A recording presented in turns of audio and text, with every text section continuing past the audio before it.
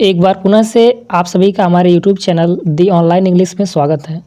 इस वीडियो के माध्यम से हम लोग द गंगा के पार्ट 2 को देखेंगे और पार्ट 1 मैंने पहले अपलोड कर दिया है। यदि आपने वो वीडियो नहीं देखी है तो लिंक डिस्क्रिप्शन में मिल जाएगा, अदरवाइज आप प्लेलिस्ट भी चेक कर सकते हैं। तो चलिए आज की वीडियो की शुरुआत करते हैं। इससे पहले हमने पार्ट 1 में पढ़ा था, उन्होंने बताया था कि मुझे भारतवासियों से, इससे पहले हमने पढ़ा था और उसमें पंडित जवाहरलाल नेहरू ने लिखा था कि मैंने भारतवासियों से इतना अधिक प्रेम और स्नेह पाया है कि मैं इसे वापस लौटा नहीं सकता, क्योंकि ये वापस लौटाया भी नहीं जा सकता। और मैं केवल ये आशा ही व्यक्त कर सकता हूँ कि मैं अपने जीवन के शेष वर्षों में अपने देशवासियों और उनके स्नेह के अयोग्य नहीं होऊंगा। और आगे इन्होंने लिखा था कि मैं अपने असंख्य साथियों और सहकर्मियों के प्रति आभारी हूँ और हम लोग महान कार्यों में साथ साथ रहे हैं।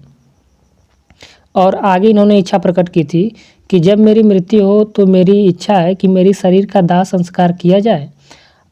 यदि मेरी मृत्यु विदेश में होती है तो मेरी शरीर का दाह संस्कार वहीं पे कर दिया जाए और राख को इलाहाबाद भेज दिया जाए और इस राख में से एक मुट्ठी भर गंगा में प्रवाहित कर दिया जाए और जो अधिकांश भाग बच रहा है उसको अन्य तरीके से निपटा दिया जाए।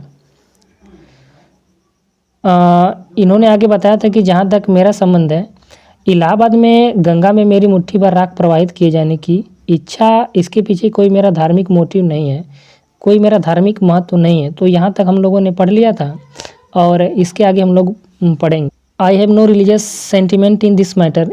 इस मामले में मेरी कोई धार्मिक भावना नहीं है। यहाँ तक तो हम लोगों ने पढ़ लिया था। उसके बाद है आई हैव बीन अटैच्ड, यानी कि मैं जुड़ा रहा हूँ, to the Ganga and the Jamuna. मैं गंगा और जमुना से जुड़ा रहा हूँ इन इलाहाबाद में, ईवर सिंस माई चाइल्डहुड। मेरे बचपन से ही मैं इलाहाबाद में गंगा और जमुना से जुड़ा रहा हूँ। And as I have grown older, और जैसे जैसे मैं बड़ा हुआ हूँ या फिर जैसे जैसे मैं बड़ा होता गया, दिस अटैचमेंट, ये लगाव, अटैचमेंट का मतलब होता है लगाव, this attachment has also grown, ये लगाव भी बढ़ा है। उसके बाद है I have watched their varying moods. Moods का मतलब है स्वरूप और वरिंग का मतलब होता है बदलता हुआ, परिवर्तनशील। तो आई हैव वॉच्ड यानी कि मैंने देखा है, देयर वरिंग मूड्स, उनके बदलते हुए स्वरूपों को, एज द सीजन्स चेंज्ड, जैसे जैसे ये सीजन बदलते गए, जैसे जैसे ये ऋतुएं बदलती गई तो मैंने उनके बदलते हुए स्वरूप को भी देखा है। एंड हैव ऑफन थॉट, और मैंने अक्सर इस बारे में विचार किया है, इस बारे में सोचा है, ऑफ द हिस्ट्री, इतिहास के, एंड मिथ एंड ट्रेडिशन, और पौराणिक कथाओं के, एंड धरोहर के बारे में। ठीक है, तो ये बोल रहे हैं। आगे देख लेते हैं। एंड सॉन्ग एंड स्टोरी, और गीत और कहानी के बारे में। तो ये बोल रहे हैं कि जैसे जैसे सीजन बदलता गया मैंने उनके बदलते हुए स्वरूपों को भी देखा है और अक्सर मैंने विचार किया है इतिहास के बारे में, पौराणिक कथाओं के बारे में, धरोहर के बारे में, गीत और कहानियों के बारे में, दैट हैव बिकम अटैच्ड, जो कि जुड़ी हुई हैं या फिर जुड़ चुकी हैं, टू देम, उनसे, थ्रू द लॉन्ग एजेज, यानी कि बहुत लंबे समय से उनसे जुड़ी हुई हैं, and become part of their flowing water, और जो कि उनके बहते हुए पानियों की एक भाग बन चुकी हैं। तो मैंने इन सभी चीज़ों के बारे में विचार किया है। तो इसको एक बार हिंदी में देख लेते हैं।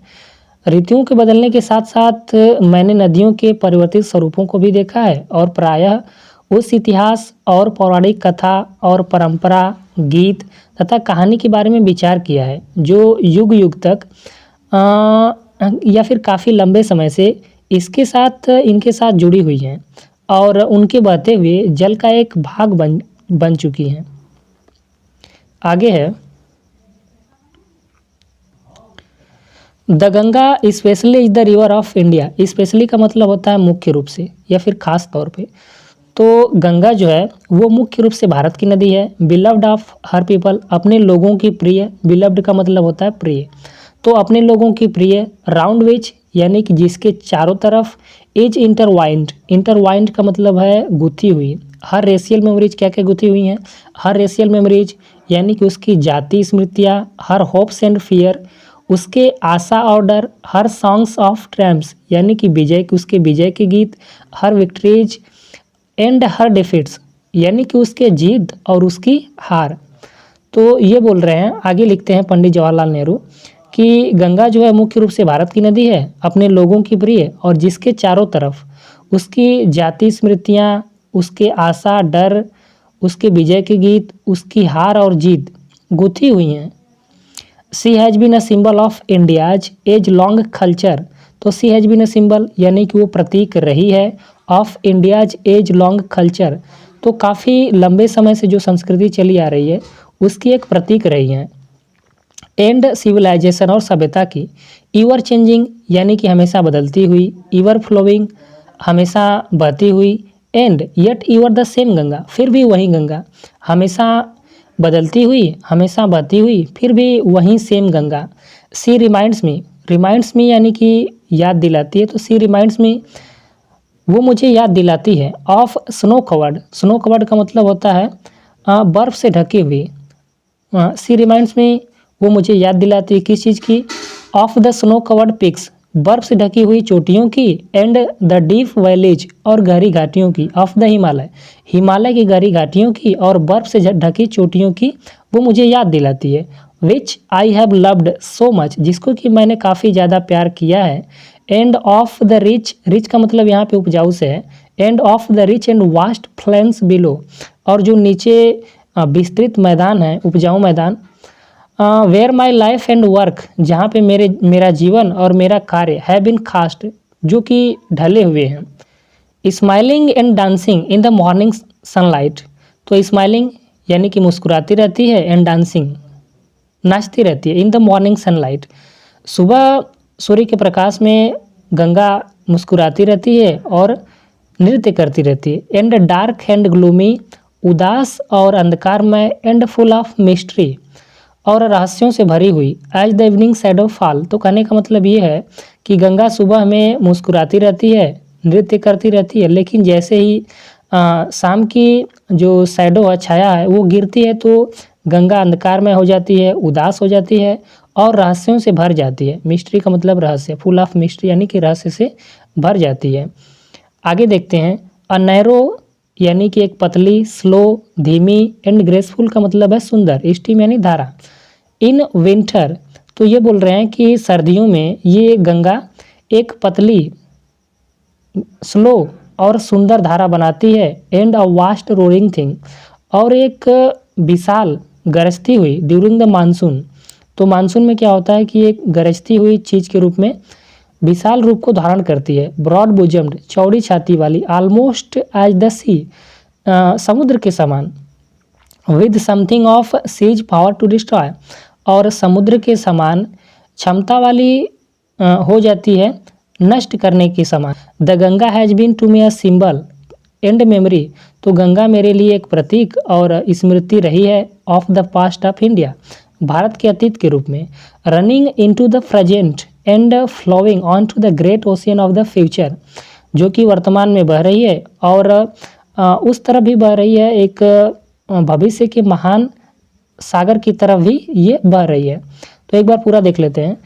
सूर्य के प्रातःकालीन प्रकाश में मुस्कुराती तथा नाचती हुई तथा सायंकाल की छाया जब फैलती है तो वह उदास और रहस्यमय हो जाती है, और शीत ऋतु में पतली, मंद गति और शोभनीय एक जलधारा बनाती है, और मानसून के समय अत्यधिक गर्जन करने वाली, लगभग समुद्र जैसी विस्तृत वक्ष वाली और कुछ सागर जैसी विनाशकारी शक्ति लिए यह गंगा मेरी दृष्टि में भारत के अतीत की वर्तमान में जो चल रहा है और भविष्य के विशाल सागर की ओर बह रहा है, ये मेरे लिए प्रतीक तथा स्मृति रही है।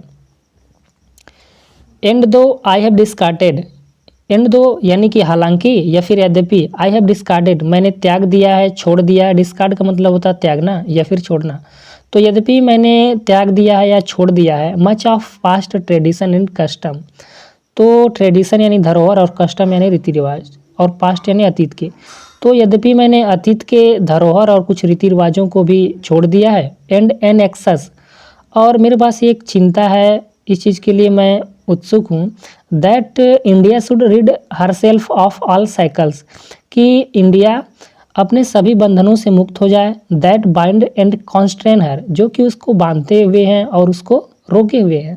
एंड डिवाइड हर पीपुल, जो कि उसके उनके लोगों को डिवाइड करते हैं। And suppressed vast number of them, और उनके विशाल नंबर को दबाते हैं। कौन? ये साइकिल्स जो कि उसको बांधे हुए हैं। And prevent the free development of the body and the Sprite, और शरीर और आत्मा के फ्री यानी कि स्वतंत्र विकास को रोके हुए हैं। दो यद्यपि आई सीक ऑल दिस, यद्यपि मैं ये सब चाहता हूँ, ये सब खोजता हूँ, येट फिर भी I don't wish to cut myself off, यद्यपि ये सब मैं चाहता हूँ फिर भी मैं अपने आप को, खुद को इन सब चीज़ों से अलग नहीं करना चाहता। किसे? फ्रॉम द पास्ट कम्प्लीटली, अतीत से मैं पूर्ण रूप से अपने आप को अलग नहीं करना चाहता। आई एम प्राउड ऑफ, मैं इस चीज़ पे, मुझे इस चीज़ पे गर्व है। ऑफ दैट ग्रेट इनहेरिटेंस, यानी कि उस महान विरासत पर मुझे गर्व है। दैट हैज़ बीन, यानी कि जो रही है। इज एंड इज, हैं, आवर्स, और रहेंगी। तो जो हमारी रही हैं, इस समय हैं और आगे रहेंगी। एंड आई एम कॉन्शस, यानी कि मैं इस चीज़ से सचेत हूँ, इस चीज़ से मैं अवेयर हूँ। दैट आई टू, यानी कि मैं भी। लाइक ऑल ऑफ अस, हम सभी की तरह मैं भी। एम अ लिंक, यानी कि मैं एक कड़ी हूँ। इन द अनब्रोकन चेन, एक अटूट श्रृंखला में। अनब्रोकन का मतलब होता है अटूट, चेन यानी श्रृंखला। तो इस अटूट श्रृंखला में मैं भी एक कड़ी हूँ सभी की तरह। Which goes back to the dawn of history in the immemorial past of India, जो कि इतिहास के उषा काल से प्रारंभ होती हैं। और इसको हम लोग एक पूरा हिंदी में देख लेते हैं एक बार फिर से।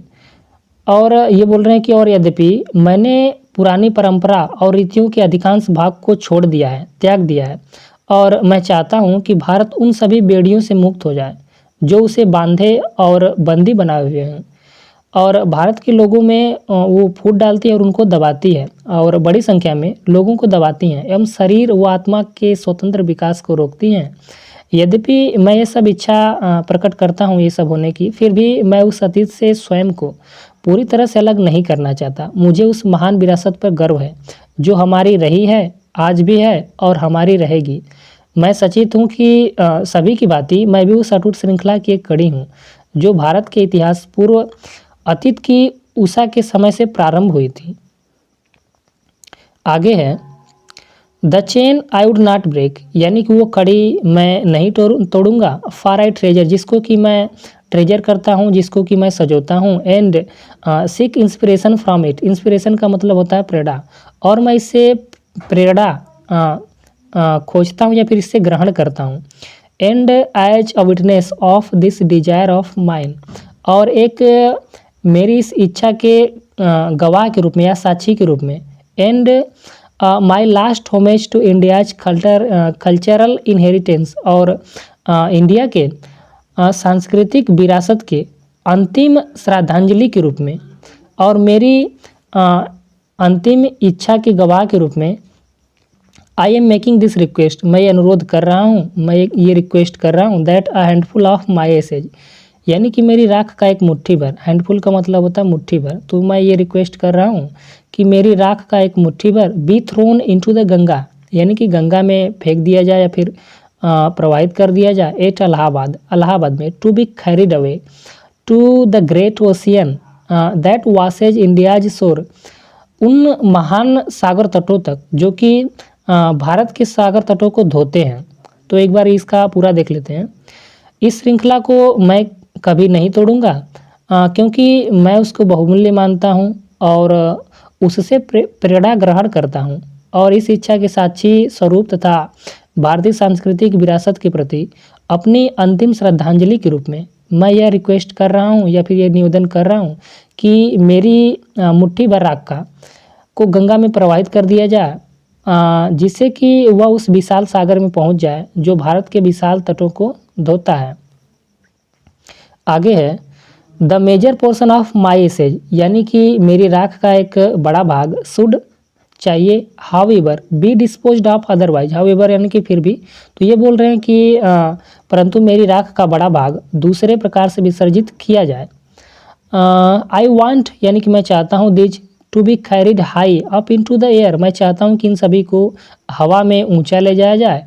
इन एन एरोप्लेन, एक एरोप्लेन में। एंड स्केटर्ड, और बिखेर दिया जाए, फ्रॉम दैट हाइट, उस ऊंचाई से, ओवर द फील्ड्स, खेतों पर, वेयर द पीजेंट्स, पीजेंट्स का मतलब होता है किसान, तो where the peasants of India toil, जहाँ पे भारत के मजदूर अपना पसीना बहाते हैं या फिर कठिन परिश्रम करते हैं। तो ये बोल रहे हैं मेरी राख का एक बड़ा भाग दूसरे प्रकार से विसर्जित किया जाए। मैं चाहता हूँ कि इसे किसी वायुयान में रखकर ऊपर ले जाया जाए और उस ऊंचाई से उसे उन मैदानों में बिखेर दिया जाए जहाँ भारत के गरीब मजदूर कठिन परिश्रम करते हैं। तो उसके बाद देखते हैं सो दैट, यानी कि ताकि, दे माइट मिंगल, वे मिल सके किसे, with the dust and soil of India, यानी कि भारत के धूल और मिट्टी से, ताकि वो मिल सके राख, एंड बिकम, और बन जाए, an indistinguishable part of India, और भारत का एक अभिन्न अंग बन जाए, अविवेच्य अंग बन जाए। आगे है आई हैव रिटेन, यानी कि मैंने लिखा है, दिस विल एंड टेस्टामेंट, ये इच्छा पत्र और वसीयतनामा, in new Delhi on the 21st day of June in the year 1954। तो ये बोल रहे हैं, इन्होंने लास्ट में लिखा है कि मैंने अपनी इच्छा और वसीयतनामा को नई दिल्ली में 21 जून 1954 को लिखा है।